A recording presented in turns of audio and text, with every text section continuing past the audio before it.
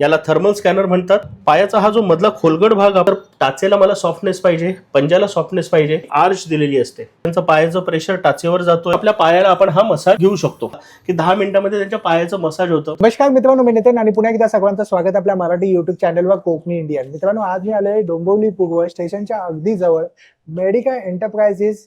आज आपण इकडे व्हिजिट करणार आहोत. मित्रांनो, आपण जेव्हा शूज घेतो तेव्हा मार्केटमध्ये जातो आणि विविध ब्रँडचे आपण शूज पाहतो, पण आपल्या पायाच्या आकारानुसार आपले शूज बनवले गेले आहेत का, किंवा त्यांचा सोल तसा आहे का? बऱ्याचदा आपल्याला असं वाटतं की आपले पाय दुखतायत, गुडघे दुखतायत, पायाचे तळवे दुखतायत, पण त्यामागचं रिझन फक्त आपल्या बॉडीतलं कॅल्शियम कमी झालं असं नाहीये, त्यामागे बरेचशे गोष्टी असतात. तर आज आपण जिकडे आपण व्हिजिट करणार आहोत तिकडे आपण जाणून घेणार आहोत की किती प्रकारचे सोल, किती प्रकारचे असे शूज, जेंट्स आणि लेडीजला लागणारे कस्टमाइज करून शूज सुद्धा इथे मिळतात. विविध प्रकारचे मेडिकल इक्विपमेंट सुद्धा दिले जातात. तर त्या सर्वांबद्दल आपण माहिती घेणार आहोत. खूप इन्फॉर्मेटिव्ह असा हा व्हिडिओ असणार आहे, त्यामुळे स्किप न करता पूर्ण एंड पर्यंत नक्कीच बघा. चला आज जाऊया आणि पाहूया आजच्या व्हिडिओमध्ये आपल्याला काय काय नाविन्य गोष्टी पाहायला मिळतात. इकडे येण्यासाठी आहे ना, डोंबिवली स्टेशन पासून अगदी ते 5 मिनिटं वॉकेबल डिस्टन्स वरती आहे. हे बघा, मेडिका एंटरप्राइजेस. इकडे आपल्याला यायचं आहे आणि पूर्ण पत्ता वेळ डिस्क्रिप्शन बॉक्समध्ये मी दिलेली आहे. नमस्कार, मी जितेंद्र नेमाडे, प्रोफेशनने बायोमेडिकल इंजिनियर आहे आणि आम्ही लोकांना मदत करतो आमचे मेडिकल इक्विपमेंट, सर्जिकल प्रोडक्ट्सने. आणि आज मी एक विषय तुमच्यासमोर मांडणार आहे, जो आहे मेडिकल फुटवेअर. लोकांना पायाचे, त्यांच्या बॉडी स्ट्रक्चरचे जे काही प्रॉब्लेम्स आहेत त्या प्रॉब्लेम्सवरती काय सोल्युशन देऊ शकतो आणि जेणेकरून त्यांचे प्रॉब्लेम कमी करू शकतो, तर त्याच्यासाठी मी आज तुमच्याकडे घेऊन आलेलो आहे. तर चला मी तुम्हाला दाखवतो की आम्ही पायाचं स्कॅनिंग कसं करतो. म्हणजे त्याला आम्ही म्हणतो तुमच्या पायाचा चेहरा दाखवायचा आम्ही तुम्हाला प्रयत्न करतो. सो चला आपण बघूया पायाचं स्कॅनिंग कसं करायचं. नक्कीच. हा आहे आपला स्कॅनर, याला थर्मल स्कॅनर म्हणतात. आणि ह्या थर्मल स्कॅनरवरती माणूस जेव्हा उभं राहतो तेव्हा त्याच्या पायाचं बॅलन्सिंग त्याच्या आर्चवर केलं जातं. आणि आर्च आहे, पायावर बॅलन्सिंग कसं होतं ते ह्याच्यामध्ये दिसतं.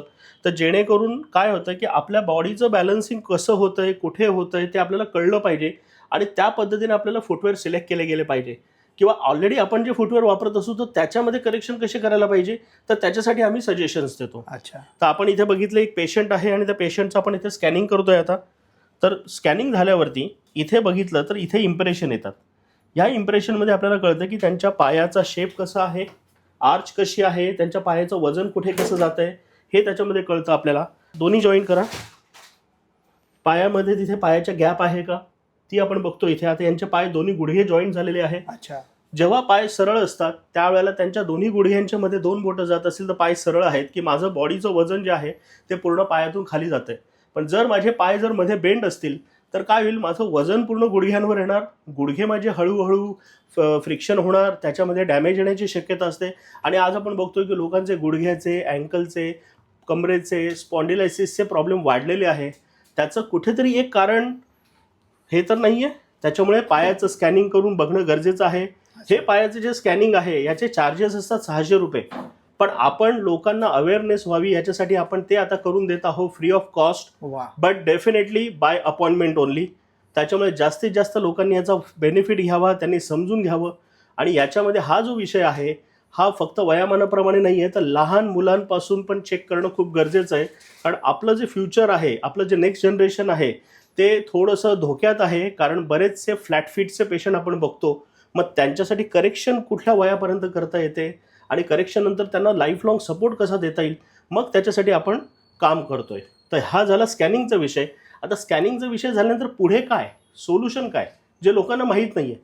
आज बऱ्याच वेळेला लोक जातात मार्केटमध्ये की ह्युमन मेंटॅलिटी काय आहे की माझ्या पायांना जर सॉफ्ट भेटलं तर मला बरं वाटेल. पण ते खरं आहे का, तर नाही. कारण आपण जेव्हा उभं राहतो तेव्हा आपल्या बॉडीचं जे बॅलन्सिंग आहे ते आपल्या पायांवरती, पायाची जी कुर्चा म्हणतो किंवा आर्च म्हणतो ते आर्चवर होतं. पण आपली आर्च आहे का बरोबर, आणि जर सॉफ्ट असेल तर त्याच्यानं काय होईल की पाय दाबला जातो आणि ते फुटवेअर कधी कधी 2-3 महिन्यामध्येच ते पूर्ण दाबले गेले तर त्याचा इफेक्ट येत नाही. मग कुठे सॉफ्ट पाहिजे आणि कुठे हार्ड पाहिजे, कुठे वर करायला पाहिजे, कुठे खाली गेलं पाहिजे, मग त्याच्यासाठी आधी समजून घेऊ आपण की पायाचं स्ट्रक्चर कसं असतं, त्याचं बॅलन्सिंग कसं असतं. अच्छा. आपण आता स्कॅनिंग केलं तर स्कॅनिंगमध्ये काय बघितलं तर हे जे पाय असतात, पायाचा हा जो मधला खोलगट भाग आपण ज्याला म्हणतो आर्च म्हणतो, तर ह्या आर्चमध्ये काय होते की high arch, medium arch, low arch आणि फ्लॅट फीट असे वेगवेगळे प्रकार असतात. आणि बऱ्याच लोकांमध्ये एका माणसाचे दोन्ही पाय सारखे नसतात. ते वेगवेगळे असू शकतात.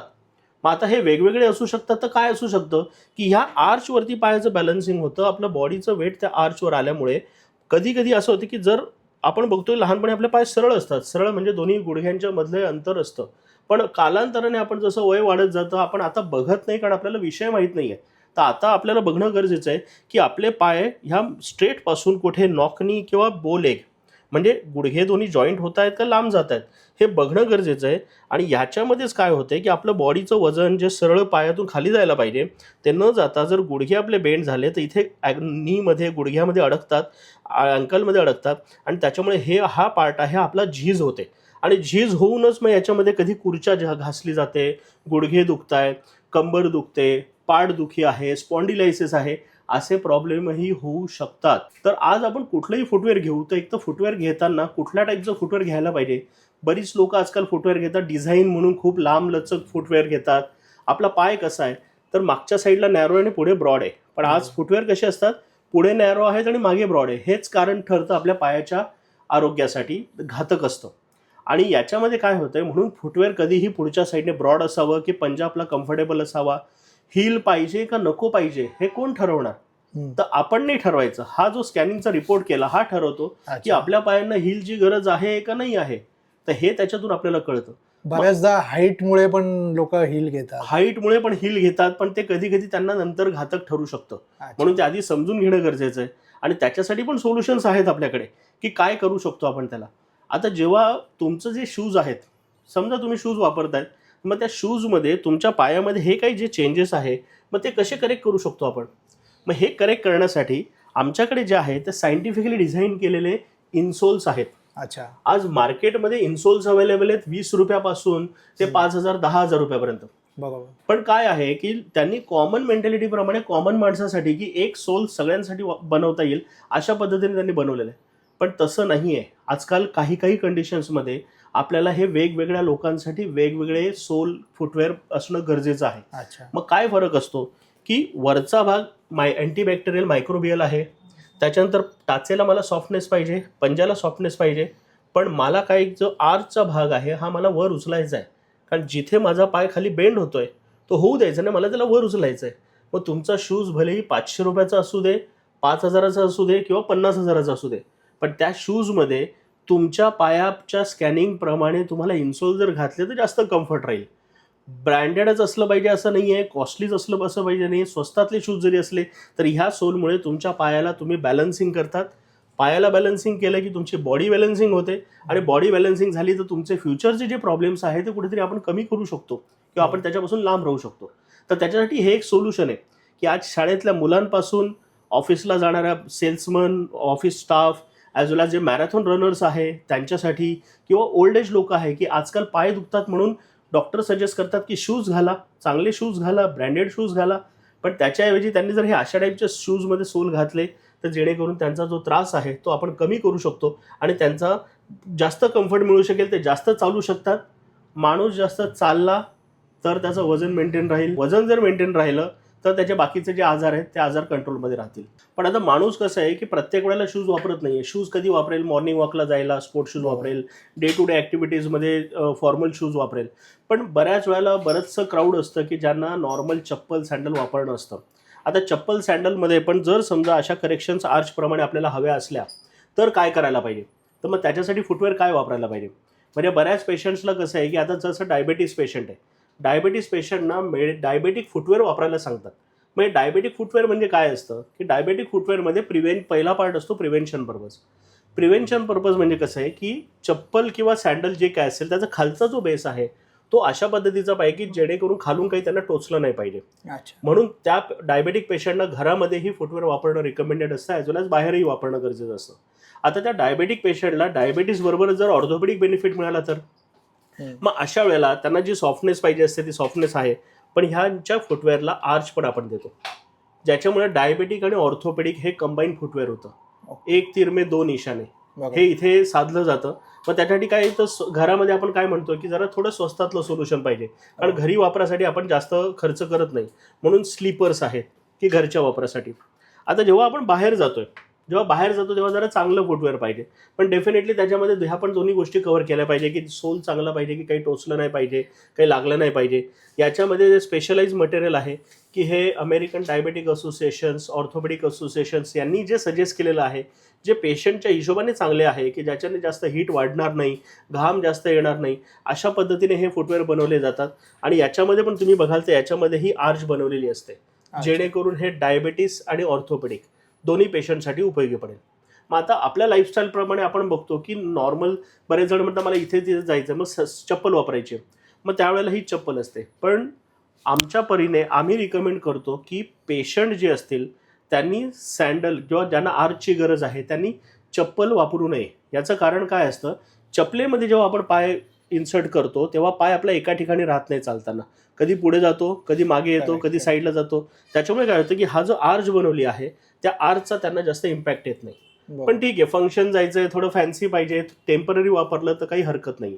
मग अशा वेळेला आम्ही काय रिकमेंड करतो की याच्यामध्ये जेंट्स आणि लेडीज प्रमाणे मॉडेल तर असतातच, पण बऱ्याच वेळेला असं सँडल आम्ही रिकमेंड करतो की सगळ्या साईडने क्लोज असलेलं कधीही चांगलं, की जेणेकरून त्याच्यामध्ये त्यांना मागून काही लागणार नाही, काही टोचणार नाही, कोणाचा पाय लागला तरी इजा होणार नाही. आणि याच्यामध्ये कसं असतात की याच्यामध्ये मेडिकल फुटवेअर म्हणून याच्यामध्ये वेलक्रो वापरलेले असतात. अच्छा. कारण बरेचसे पेशंट असतात की ज्यांच्या अँकलमध्ये बेंड आलेला आहे किंवा पायाला सूज आहे, एका पायाला सूज आहे दुसऱ्याला नाही आहे, मग त्याप्रमाणे काय तर ते त्यांचं ॲडजस्ट करू शकतात. त्याच्यामुळे हा वेलक्रो दिलेले असतात. आणि याच्यामध्ये ही आर्च दिलेली असते की जेणेकरून या आर्चचा बेनिफिट लोकांना होईल त्यांचं बॅलन्सिंग करायला. आणि कधी कधी कसं टाचदुखीचा जो त्रास असतो त्याच्यासाठी पण हा बेनिफिट करतं. कारण पायाचं बॅलन्सिंग केलं की जो अननेसरी प्रेशर आपल्या टाचेवर जातो तो आपण कमी करतो आणि त्रास कमी करायला मदत करतो. सो हे सँडल झाले, तर ह्या सँडलमध्ये फिमेलसाठी आहे, लेडीजसाठी, जेंट्ससाठी आहे. सो असे फुटवेअर आपण प्रोव्हाइड करतो. याच्यामध्ये हे बेसिक ऑप्शन्स पण आहेत, कोणाला लेदरमध्ये पाहिजे तर लेदरही आपण बनवून देतो. तर अशाही व्हरायटी आपण यांना करून देतो. मार्केटमध्ये बरेचसे लोक असे आहेत की ज्यांना ऑलरेडी डायबिटीसचे अल्सर झालेले आहेत. आता अल्सर झाले की काय होते की बऱ्याच वेळेला ते रिपेअर होत नाहीत किंवा ते बरे होत नाहीत आणि आपण त्याला रेग्युलरली काहीतरी बँडेजेस करत असतो, रेग्युलर वापरत असतो. कधी कधी अशी स्टेज वाढते की ज्याच्यामध्ये एवढं गँग्रीनसारखं होऊन जातं की जेणेकरून ते बोट कट करावं लागतं किंवा पंजा कट करावा लागतो किंवा पाय कट करावा लागतो. आता त्याच्यापासून जर आपल्याला सेव्ह करायचं असेल तर आधीपासून हे फुटवेअर वापरा. पण ज्यांना ऑलरेडी जर अल्सर झालेले असतील, ज्यांच्या पायामध्ये ऑलरेडी जर ऑर्थोपेडिक प्रॉब्लेम असेल तर त्यांच्यासाठी काय सोल्युशन. तर आपल्या मेडिका हेल्थकेअर सेंटरमध्ये आपल्याकडे हे कॉमन फुटवेअर बरोबर कस्टमाइज फुटवेअरचं पण सोल्युशन आहे. अच्छा. सो कस्टमाइज फुटवेअर म्हणजे काय असतं की नॉर्मली पेशंटच्या पायाच्या हिशोबाने त्यांच्या लांबी, रुंदी, उंचीमध्ये काही डिफरन्स असेल तर त्या पद्धतीने आपण त्यांना करेक्शन करून देतो. ॲज वेल ॲज आपण याची टेस्ट करतो, जी कमीत कमी अर्धा ते पाऊण तासाची टेस्ट असते. ती टेस्टचा पण मी तुम्हाला मॉक दाखवतो की कसं करतो आपण. पण फुटवेअरची माहिती अशी की आता याच्यामध्ये 2 मॉडेल येतात. एक स्लिप ऑन मॉडेल म्हणतो याला, वापरणं आपल्याला बरं पडतं. त्याचबरोबर याच्यामध्ये सँडल पॅटर्न पण एक असतो की त्या सँडलमध्ये पण आपण वापरू शकतो. मग कुठल्या पेशंटला कुठलं सजेस्टेड आहे ते आपण रिकमेंड करतो. आता याच्यामध्ये कस्टमाइजमध्ये काय असतं, कस्टमाइजमध्ये हे जे फुटवेअर असतात की याच्यामध्ये टाचेचा प्रॉब्लेम असेल त्यांच्यासाठी करेक्शन असतात. आर्च कुठल्या पायाला कुठली आर्च असते ते दाखवलं जातं. त्याच्यानंतर समजा कोणाला डायबेटिक अल्सर असले, कॉन्स असले, कुठे गाठ आलेली असेल तर त्याच्यासाठी आपण हे फुटवेअरमध्ये करेक्शन करतो की जेणेकरून काय होतं की त्यांना त्याचा त्रास कमी होतो. आता काय होतं की जो भाग आपला दुखतो आहे, ज्या भागाला जखम आहे, त्या भागावर जर प्रेशर कमी आला तर ती जखम किंवा तो भाग बरा होण्याची शक्यता जास्त असते. म्हणून हे कस्टमाइज फुटवेअर असतात. हे आपले फुटवेअर जे आहेत हे पेटंटेड फुटवेअर आहेत. सो अशा टाईपचे फुटवेअर आपणच बनवतो. आणि याच्यासाठी तुम्ही बघाल की याचा सोल पण जो आहे हा अँटीस्केटिक सोल आहे की जेणेकरून पाय घसरू देणार नाही, घरामध्ये असू दे किंवा बाहेर असू दे. आणि ब्रॉड फुटवेअर असल्यामुळे पेशंटला बॅलन्सिंग करायला खूप इझी जातं. सो त्याच्यामुळे हे कस्टमाइज फुटवेअर आपण बनवून देतो. आता हे कस्टमाइज फुटवेअर कोणासाठी, ज्यांना डायबेटिक अल्सर आहे, ज्यांना ॲम्प्युटेशन झालेलं आहे किंवा ज्यांच्या पायाचं जे शेप चेंज झालेलं आहे. बरेचसे पोलिओचे पेशंट्स आहेत की ज्यांच्या पायाच्या हाईटमध्ये फरक आहे. मग तो हाईट डिफरन्स अर्धा इंच असू दे, 1 इंच असू दे, 1 सेंटीमीटर असू दे, ते दोन्ही पायांच्या याच्यामध्ये डिफरन्सेस आपण ते क्लिअर करतो. बऱ्याच लोकांचे पाय बेंड झालेले आहेत, ते बेंड झाल्यामुळे तिथे करेक्शन काय करायला पाहिजे आर्थरायटिसचे पेशंट आहेत की आर्थरायटिसच्या पेशंटना पण याच्यामुळे बऱ्यापैकी रिलीफ मिळू शकतो. फ्लॅट फीट तर कॉमन झालेलं आहे की लोकांना माहिती आहे. आता आजकाल आमच्याकडे लहान लहान मुलं येतात शाळेतली, की शाळेतल्या मुलांना 5वी 7वीमध्ये गेल्यावरती त्यांना कळतं की फ्लॅट फीट आहे. मग फ्लॅट फीट आहे तर मग त्याला काय आहे, तर वयाच्या 14व्या वर्षापर्यंत आपण जर त्यांना कस्टमाइज फुटवेअर वापरले तर त्यांची आर्च डेव्हलप व्हायला मदत होईल. आज मुलांची आर्च जर डेव्हलप नाही तर आपलं मुलांचं भविष्य तर धोक्यात आहे, पण देशाचं पण भविष्य धोक्यात जाऊ शकतं. याचं कारण काय आहे की फ्लॅट फीट असेल तर मुलांना जर पुढे डिफेन्समध्ये जायचं असेल तर डिफेन्समध्ये त्यांना डिस्क्वालिफाय केलं जातं. करेक्ट. मग त्याच्यामुळे आजपासून आपल्या भविष्यावरती म्हणजे आपल्या मुलांवरती काम करण्याची गरज आहे की ज्यांच्यावरती आपण हे काम केलं तर त्यांचं भविष्य सुखकर होऊ शकेल. सो असे सोल्युशन्स घेऊन आपण आलेलो आहोत आणि याच्यामध्ये कस्टमाइज पण आपण गोष्टी देतो की जसं आता आपण शूज वापरतोय, आता हे कस्टमाइज फुटवेअर त्यांना ऑफिसला वापरता येणार नाही. मग आता करायचं काय? मग अशा केसमध्ये आम्ही त्यांना सांगतो तुम्ही रेडीमेड चांगल्या शेपवाले फुटवेअर घ्या, कम्फर्टेबल फुटवेअर घ्या, फक्त एक साईज मोठा घ्या, की त्याच्यासाठी आम्ही तुम्हाला कस्टमाइज्ड इन्सोल बनवून देऊ. जसा हा इन्सोल याच्यामध्ये बनवला जातो अशा टाईपचा इन्सोल आम्ही कस्टमाइज बनवून देऊ की जो त्या शूजमध्ये तुम्ही वापरू शकतात. आज बऱ्याच वेळेला लोक फुटवेअर वापरतात, वरून चांगले दिसतात म्हणून वापरत राहतात. पण काय होतंय की फुटवेअरची लाईफ खालून कशी आहे, आपल्या पायाचं जे बॅलन्सिंग अनइव्हन असतं त्याच्यामुळे पाय शूज बऱ्याच वेळेला खालच्या साईडने घासले जातात आणि घासले गेले की ते क्रॉस होतात. क्रॉस झाले की आपला पाय पण क्रॉस होतो. त्याच्यामुळे फुटवेअर कधीही खालून बघा कुठे घासले गेलेले आहेत. जास्त घासलेले असतील तर लवकरच शूज फेकून द्या, भलेही कितीही किमतीचे असतील, आणि नवीन शूज घ्या आणि नवीन शूजमध्ये तुम्ही असे काही सोल वापरून पायाचं बॅलन्सिंग अजून चांगलं करू शकतात. तर चला आपण आता बघूया की कस्टमाइज फुटवेअरसाठी आपण टेस्ट कशी करतो. जवळपास एक अर्धा ते पाऊण तासाचं त्याचं टेस्टिंग असतं. त्या टेस्टिंगमध्ये पहिल्यांदा आपण फिजिकल चेकिंग करतो की जसं आता इथे पेशंट बसलेला आहे आणि त्या पेशंटचे जे पाय असतात तर पाय आपण बघतो की त्यांच्या अंगठ्याचे इथे किंवा कुठे कॉर्न आहे का, कॉर्न म्हणजे गाठ आहे का, किंवा समजा त्यांचं कुठे आता पायाचा शेप चेंज झालेला आहे इथे आर्चमध्ये, किंवा फ्लॅट फीट असतं, लो आर्च असतं त्याच्यामुळे पाय असा साईडने थोडा बेंड जर झालेला आहे का, त्यांची आर्च कशी आहे, कुठे त्यांना खड्डा आहे का. तर हे बघा कधी कधी स्किनचा प्रेशर येऊन तो कडक गोळा तयार झालेला असतो, तेही आपण बघतो की बऱ्याच वेळेला अंगठ्याच्या साईडला असतं. कधी कधी फ्लॅट फूटमुळे लोकांचं इथलं मेटाटर्सल बोन असतं ते बाहेर आलेलं असतं. त्याच्यामुळे हे पूर्ण पाय जो आहे बऱ्याच जणांना पायाला क्रॅक येत असतात. करेक्ट. मग ते काय येतात, तिथे प्रेशर जास्त येतोय का, मग त्याच्यासाठी ते करेक्शन बघून आपण फिजिकल चेकिंग झालं की हे नोट डाऊन करतो आणि त्या पद्धतीने फुटवेअरमध्ये काय करेक्शन करायला पाहिजे तर ते आपण बघतो. आता याच्यानंतरची प्रोसेस असते की पायाचं आपण स्कॅनिंग करतो, की ज्या स्कॅनरवरती कळतं आपल्याला की त्यांचं पायाचं बॅलन्सिंग कसं होतं. आता स्कॅनिंगमुळे आपल्याला कळतं की पायाचं बॅलन्सिंग कुठे कसं जातं. इथे स्कॅनर चालू आहे, तर ह्या स्कॅनरमध्ये आपण बघतो की पाय जो ठेवलेला आहे तर याच्यामध्ये त्याचं स्कॅनिंग चालू होईल. आता हे स्कॅनिंग प्रोसेस होईल की याचं आपल्याला कळतं की यांच्या उभं राहिल्यावरती यांचं पायाचं प्रेशर टाचेवर जातोय, पंजावर जातोय, डावीकडे जातोय, उजवीकडे जातोय, हे आपल्याला कळेल. आणि त्याच्या पद्धतीने त्या फुटवेअरमध्ये बॅलन्सिंग करण्यासाठी कुठे कसा प्रेशर ॲडजस्ट करायचं आहे ते आपल्याला समजतं. तर ही स्कॅनिंग जी प्रोसेस असते दोन्ही पायाचं स्कॅनिंग होतं. आता हे स्कॅनिंग झालं की पुढची प्रोसेस असते त्यांची वॉक टेस्ट. माणूस जेव्हा चालतो तेव्हा त्यांचा बॉडी पोश्चर कसा आहे, त्यांची चालण्याची स्टाईल कशी आहे, त्यांच्या पायांच्या हाईटमध्ये फरक आहे का, हे कळतं आपल्याला.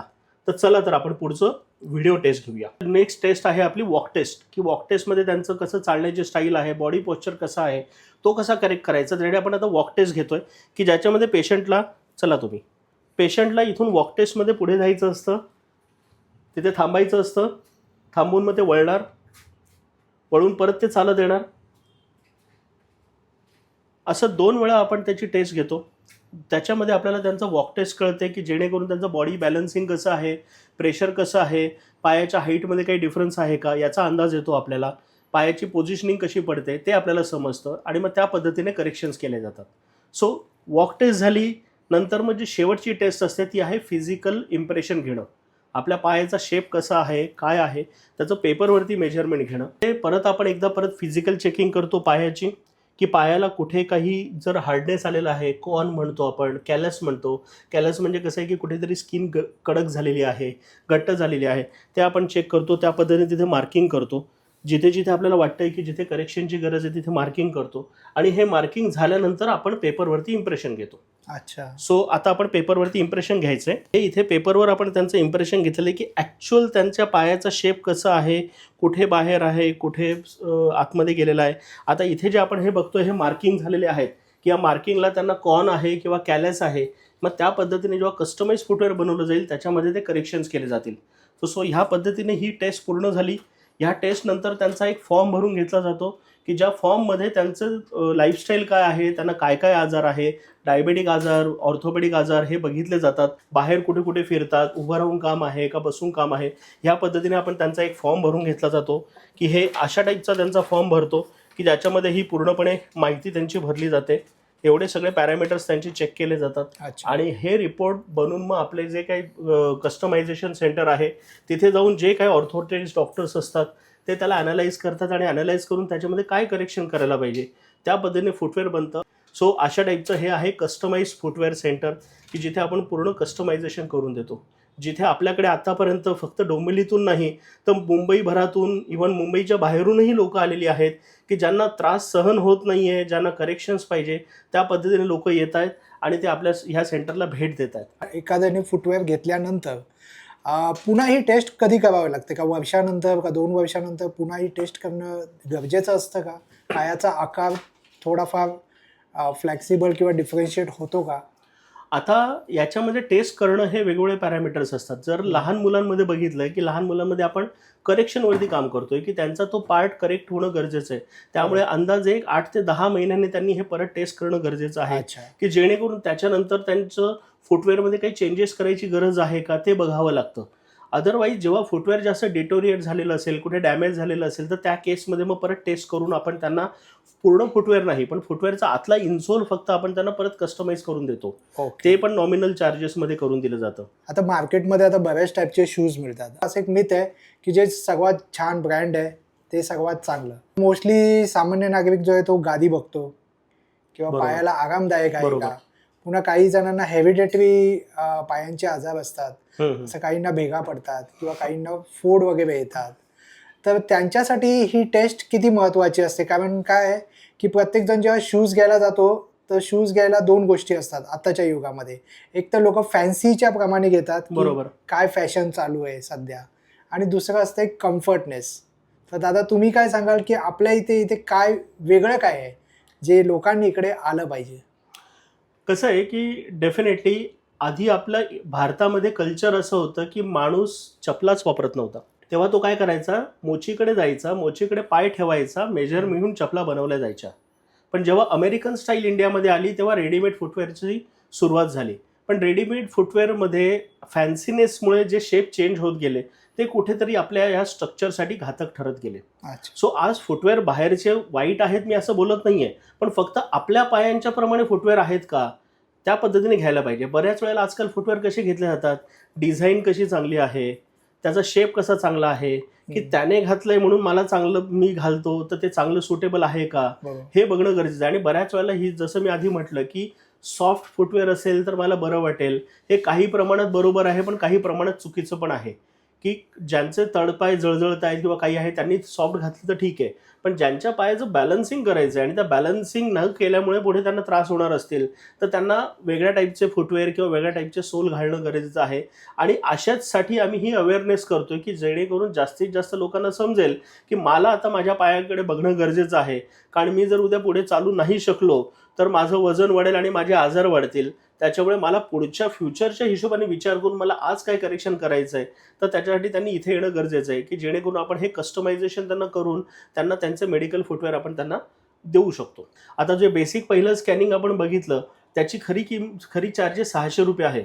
पण आता लोकांना अवेअर व्हावं, त्यांना कळावं, त्यांनी समजून घ्यावं म्हणून आपण ते फ्री ऑफ कॉस्ट करून देतोय. अच्छा. आता दुसरी जी कस्टमाइजसाठी जी फुटवेअर टेस्ट करतो आपण त्याचे चार्जेस 1500 रुपये आहेत. पण ज्याला खरोखर फुटवेअर बनवायचं असेल तर त्यांना आम्ही आधी फुटवेअरचं बजेट देतो. बजेट दिल्यावरती जर त्यांना वाटलं की बाबा नाही मला हे करायचं आहे, माझा त्रास खूप जास्त आहे आणि मला हे सोल्युशन पाहिजे, माझ्या फ्युचरसाठी चांगलं आहे, तर ती केलं जातं. तर त्यांना आपण ती टेस्ट फ्री ऑफ कॉस्ट करतो. आणि फुटवेअर म्हणजे कसं आहे की हे मेडिकल ग्रेडचे फुटवेअर असल्यामुळे याला काही सर्टन मटेरियल वापरलेले आहेत किंवा काही शेप वापरलेले आहेत, त्यामुळे याची कॉस्टिंग डेफिनेटली नॉर्मल फुटवेअरपेक्षा थोडी जास्त असते.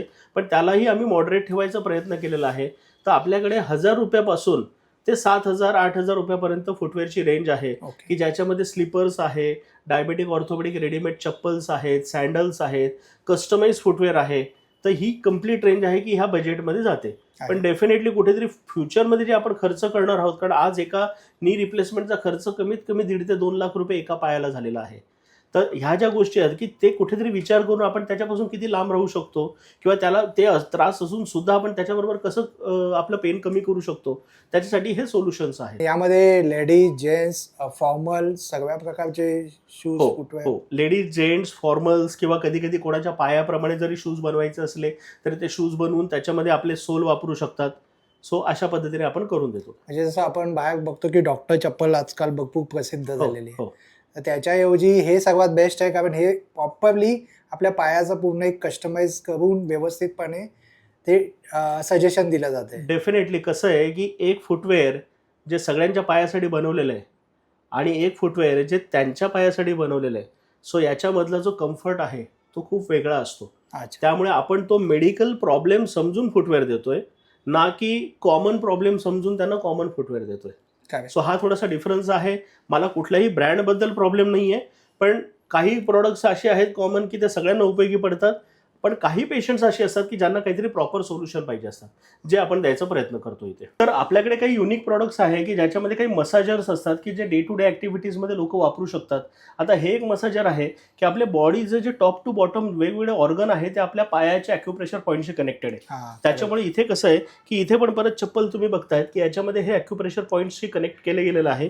हे मशीन आहे की हे मशीन आपण इथे यांना अटॅच करतोय, आणि अटॅच केल्यावरती याच्यामध्ये जे सेटिंग केलं की याच्यामध्ये जे फिजिओथेरपिस्ट डॉक्टर्स वापरतात की मसल स्टिम्युलेटर सारख्या पद्धतीने जे वापरलं जातं त्या पद्धतीने इथे मसाज दिला जातो, की जेणेकरून इथे जे आहे यांच्या पायाला हे सेन्सेशन दिलं जातं आहे की सेन्सेशनमुळे यांच्या पायाचे जे मसल्स आहेत ते आकुंचन पावले जातात, ज्याच्याकडून ब्लड सर्क्युलेशन तर इम्प्रूव्ह होतंच, पण पायाचे जे ॲक्युप्रेशर पॉईंट्स आहेत जे वेगवेगळ्या ऑर्गनशी कनेक्टेड आहे ते तिथे त्या पार्टला पण मसाज मिळते, की जेणेकरून काही आजार जर चालू झाले असतील किंवा काही होणार असतील किंवा रिलॅक्सेशनसाठी इवन रेग्युलर मसाज म्हणून पण ही वापरू शकतो. एक 5-5 मिनटं जरी वापरलं तरी दिवसभराचा जो थकावा आहे तो आपण याच्यातून कमी करू शकतो.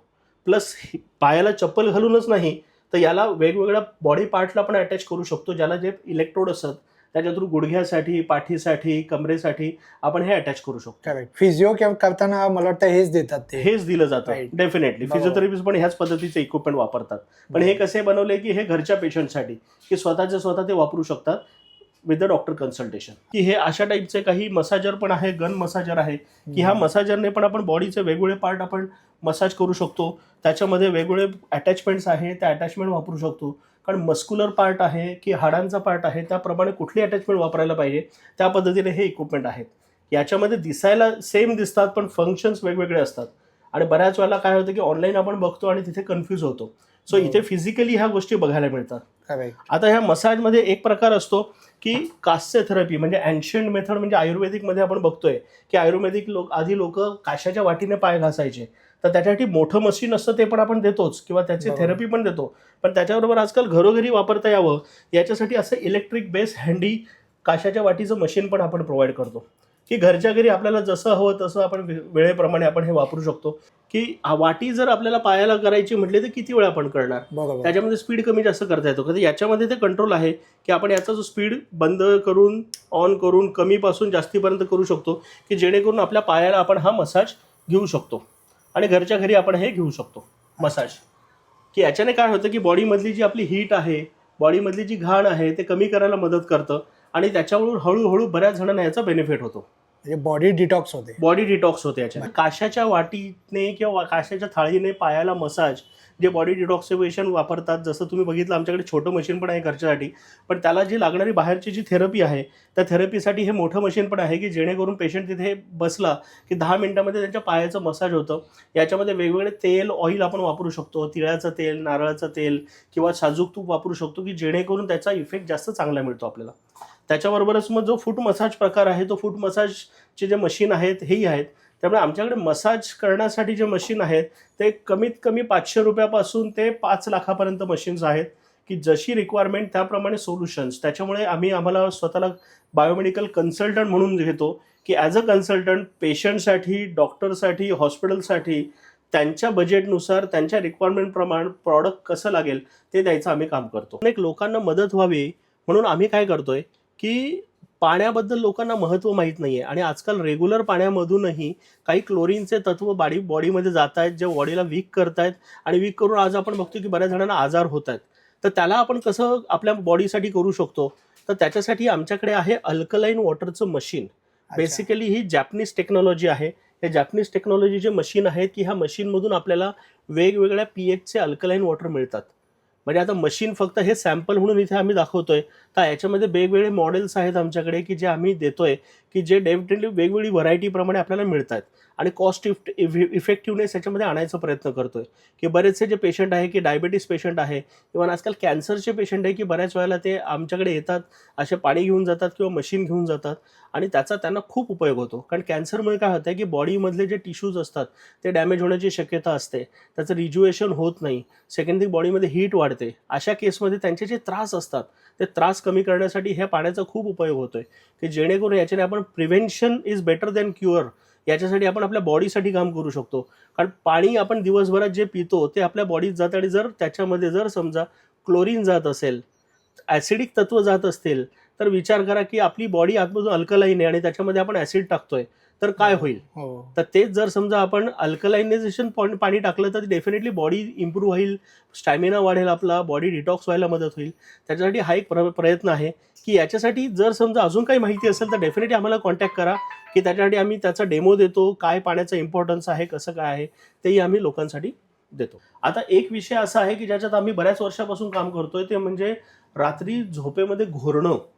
लोक आजकाल बरेच जण रात्री झोपेमध्ये घोरतात.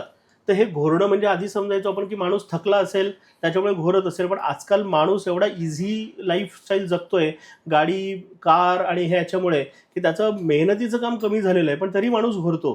तर ते घोरणं म्हणजे काय, तर घोरण्यामध्ये एक अप्पर रेस्पिरेटरी आजार असतो जे ENT डॉक्टर ट्रीट करतात, लोअर रेस्पिरेटरी आजार असतो जो चेस्ट फिजिशियन ट्रीट करतात. आता जेव्हा लोअर रेस्पिरेटरी मध्ये ह्या टेस्टचं निदान करायचं असतं, कारण घोरणं हा एक जीव घेणा आजार होऊ शकतो. ओके. की ज्याचं कारण आपण काही बघितलं की काही फिल्म स्टार पण होऊन गेलेले आहेत, तर त्याचे एक्झाम्पल आहेत आपल्याकडे. तर ही टेस्ट करायचं जे काम आहे ते आपण करतो. याची रात्रभर एक लॅब असते, ती लावली जाते पेशंटला घरी किंवा हॉस्पिटलमध्ये. त्याची टेस्टचा रिपोर्ट येतो आणि त्या रिपोर्टवरून कळतं की ही टेस्ट पॉझिटिव्ह आहे का निगेटिव्ह आहे. निगेटिव्ह असेल तर काही प्रॉब्लेम नाही, आपल्याला थोड्या लाईफस्टाईलमध्ये चेंजेस करावे लागतात जे डॉक्टर आपल्याला रिकमेंड करतात आणि ही टेस्ट डॉक्टरांच्या रिकमेंडनेच केली जाते. त्याच्यामुळे जेव्हा ही टेस्ट पॉझिटिव्ह असते तेव्हा काय, मग त्या टेस्टमुळे काय प्रॉब्लेम होऊ शकतो. समजा आपलं अर्ली डेथचे प्रॉब्लेम होऊ शकतात, आपली झोप व्यवस्थित होत नाही किंवा झोप व्यवस्थित न झाल्यामुळे बाकीचे आजार मेंटेन राहत नाही. मग त्याच्यासाठी काय करायला पाहिजे, तर काही मशीन असतात, CPAP, BiPAP सारखे मशीन डॉक्टर सांगतात की जे आधी आपण ट्राय करतो. त्याच्याने आपल्या झोपेमध्ये काय फरक पडतोय का, कधी कधी आपलं ह्या झोपे नाही झाली तर दिवसभर आळस वाटतो, वजन वाढणं, ह्या गोष्टी होतात. मग ह्या गोष्टी जेव्हा आपण करतो तेव्हा ही मशीन ट्राय केली जाते आणि बऱ्याच वेळेला पेशंटना लॉंग टर्म म्हणून ह्या मशीन त्यांना लॉंग टर्म लाईफ लॉंग वापरावे लागतात. मग त्यावेळेला मशीन आपण भाड्याने किंवा विकतही देतो. अच्छा. सो हा एक विषय झाला. आता ह्या विषयानंतर पुढचा दुसरा विषय की आजकाल बरेच जण मोबाईल वापरणं आहे किंवा हेडफोन वापरणं आहे किंवा ओल्ड एज आहे, याच्यामुळे बऱ्याच जणांचं ऐकणं कमी झालेलं आहे. सो अशा पेशंटची जी ऑडिओमेट्री टेस्ट आहे ती करून द्यायला मदत करतो किंवा डॉक्टरला रिकमेंड करतो. ॲज वेल एज त्यांना लागणारे हिअरिंग एड असले तर त्याच्यासाठी आपण रिकमेंडेशन्स देतो. सो अशा स्पेशालिटी गोष्टींमध्ये आपण मदत करतोच. पण आजकाल जे लाईफस्टाईल आहे, घरामध्ये बाई असू दे, ऑफिसमध्ये माणूस असू दे किंवा ड्रायव्हर्स आहेत की ज्यांचं बसून बसून किंवा उभं राहून काम आहे आणि ज्यांच्या पायाला व्हेरिकोज व्हेन सारखा त्रास झालेला आहे, तर अशा लोकांसाठी पण आपण क्वालिटी प्रॉडक्ट्स देतो. त्यांना व्हेरिकोज व्हेन स्टॉकिंग्स रेडीमेड किंवा कस्टमाइज करून देतो की हे अशा टाईपच्या ज्या स्टॉकिंग्स असतात की ज्याच्यामध्ये इंडियन आहे, इम्पोर्टेड आहे, असे प्रॉडक्ट्स आपण देतो. तर ह्या अशा सर्व्हिसेस आपण बऱ्याचशा आहेत की म्हणून आम्ही कन्सल्टंट म्हणून ट्रीट करतो याच्यामध्ये. आता हे करता करता कसं आहे की बरेच माणसाला जेवढं बॉडीचं टॉप टू बॉटम अवयव आहेत त्याप्रमाणे तेवढे आजार असू शकतात. मग ह्या आजारांमध्ये काय करावं लागतं, मग त्यांना जेव्हा कधी प्रॉब्लेम होतो मग त्यांना सोल्युशन्स लागतात. जसं डायबिटीज, ब्लड प्रेशर, म्हणजे डायबिटीस कॅपिटल आहे आपलं. तर अशा याच्यामध्ये पेशंटला घरच्या घरी जर शुगर चेक करायचं आहे तर शुगर चेकिंगचे मशीन आहे, घरच्या घरी जर BP चेक करायचं तर BP चेकिंग मशीन आहे, नेबुलायझर मशीन्स आहेत. अस्थमा जेव्हा असतो किंवा लहान मुलांना कफ कोल्ड होतो तेव्हा त्यांना मशीन दिले जातात, असे नेबुलायझर मशीन आहे. ऑक्सिजन ही एक जीवन संजीवनी आहे. बऱ्याच वेळेला रात्री झोपेमध्ये म्हणा किंवा रात्रीच्या वेळेला लोकांना श्वास घ्यायला त्रास होतो, हार्ट अटॅक येतो. तर कधी कधी अशा वेळेला मेडिसिन उपयोगी पडत नाही, पण अशा वेळेला ऑक्सिजन इम्पॉर्टंट येतो. मग अशा वेळेला आमच्याकडे काही डिस्पोजेबल ऑक्सिजन सिलेंडर आहे जे पेशंटला आम्ही रिकमेंड करतो. मोठे सिलेंडर्स आहेत ते देतो, किंवा आमच्याकडे ऑक्सिजनच्या मशीन्स आहेत की जे लॉंग टर्मवाले पेशंट आहे त्यांना दिले जातात. सो पेशंटला घरी लागणाऱ्या जे काही मेडिकल फर्निचर आहे, मेडिकल इक्विपमेंट्स आहे, जे टेस्टिंग आणि सपोर्टिंगसाठी लागतात ते आपण विकत देतो. आता ह्याचबरोबर काय होतं की काही शॉर्ट टर्म पेशंट असतात की ज्यांना हॉस्पिटलमधून घरी जायचं असतं, किंवा लॉंग टर्म पेशंट असतात तर घरी जाताना त्यांना हॉस्पिटलचा बेड पाहिजे, walker, wheelchair, air bed, oxygen, ह्या अशा ज्या गोष्टी लागतात तर त्या गोष्टी ते लगेच विकत घेणं पॉसिबल नसतं कारण महाग असतात. मग अशा वस्तू आपण त्यांना भाड्याने पण देतो. आपल्या सर्व्हिसेस ऑल ओव्हर बॉम्बे आहेत की पेशंटला घरी जर bed, air bed, oxygen, walker, wheelchair अशा गोष्टी पाहिजे, इव्हन काही स्पेशलाइज लाईफ सेव्हिंग इक्विपमेंट म्हणजे सीपॅप, बायपॅप, आयसीयू व्हेंटिलेटर असे जरी इक्विपमेंट लागले तरी ते आपण घरी त्यांना भाड्याने देतो, की जेणेकरून डॉक्टर बऱ्याच वेळेला म्हणतात की आता पेशंटला तुम्ही घरी घेऊन जा, तर त्या केसमध्ये त्यांचा खर्च पण कमी होतो, घरच्या एन्व्हायरमेंटमध्ये त्यांची रिकव्हरीचे पण चान्सेस जास्त असतात. But definitely it is depending on the doctors suggestion. बऱ्याच कॉर्पोरेट आहे, कंपन्या आहेत की जिथे फर्स्ट एड किट आहे, स्ट्रेचर्स आहेत, व्हीलचेअर्स आहेत, किंवा AED मशीन जे असतात की कार्डियक अरेस्टचं प्रमाण वाढलेलं आहे, तर असे मशीन जे आहे हेही आपण पुरवतो. त्याच्यामुळे we are one stop solution for the need of the medical equipments and the surgical products. So काहीही रिक्वायरमेंट असेल तर डेफिनेटली तुम्ही आम्हाला कॉन्टॅक्ट करू शकतात. मी जितेंद्र नेमाडे, माझ्या कंपनीचं नाव आहे मेडिका एंटरप्राइजेस. मी बायोमेडिकल क्षेत्रामध्ये काम करतोय मागच्या 28 वर्षांपासून, आणि ह्या 28 वर्षांचा एक्सपिरियन्स जो आहे तो लोकांना कसा उपयोगी करून देता येईल त्याच्यासाठी आमचे प्रयत्न आहेत. तर मित्रांनो, आपण बघितलं की आमचे प्रॉडक्ट्स, आमच्या सर्व्हिसेस डॉक्टर, हॉस्पिटल आणि पेशंटसाठी कशा उपयोगाच्या आहे. आणि तुम्हाला जर वाटत असेल की ह्या सर्व्हिसेस तुमच्या उपयोगी पडू शकतात, आज नाही पण फ्युचरमध्ये कधीतरी तुमच्या नातेवाईकांना, तुमच्या सोसायटीमध्ये राहणाऱ्यांना कोणाला उपयोगी पडत असेल, तर डेफिनेटली आमची माहिती त्यांच्यापर्यंत पोहोचवा. कुठेतरी कोणाचं चांगलं केल्याचं तुम्हाला डेफिनेटली त्याचं बेनिफिट मिळेल, ती लोकं तुम्हाला ब्लेसिंग्स देतील आणि त्यांच्या ब्लेसिंग्स आम्हाला पण मिळतील. सो अजून काही माहिती पाहिजे असेल तर तुम्ही मला जितेंद्र नेमाडे, मेडिका एंटरप्राइजेस, आमचं ऑफिस डोंबिवलीला आहे. डोंबिवलीला अगदी हाकेच्या अंतरावर, डोंबिवली ईस्टला आहे, टंडन रोडला, रामनगर एरियामध्ये आहे. माझा कॉन्टॅक्ट नंबर आहे 9820002890. या नंबरवर मला तुम्ही कॉन्टॅक्ट करू शकतात, कॉल करू शकतात, मेसेज करू शकतात. त्यामुळे डेफिनेटली जास्तीत जास्त लोकांपर्यंत ही माहिती पोहोचवा. कुठे, कोणाला, कधी याचा उपयोग होईल काही सांगू शकत नाही, आणि आपल्याला काय मिळेल तर ब्लेसिंग्स मिळतील. धन्यवाद. मला हा व्हिडिओ आवडला असेल तर लाईक करा, जास्तीत जास्त लोकांपर्यंत शेअर करा. आपल्या चॅनलवर नवीन असाल तर सबस्क्राईब करायला विसरू नका. पुन्हा भेटू आपण अशाच एका प्रवासामध्ये. तोपर्यंत आपली काळजी घ्या. Be Indian and proud to be an Indian. Bye bye.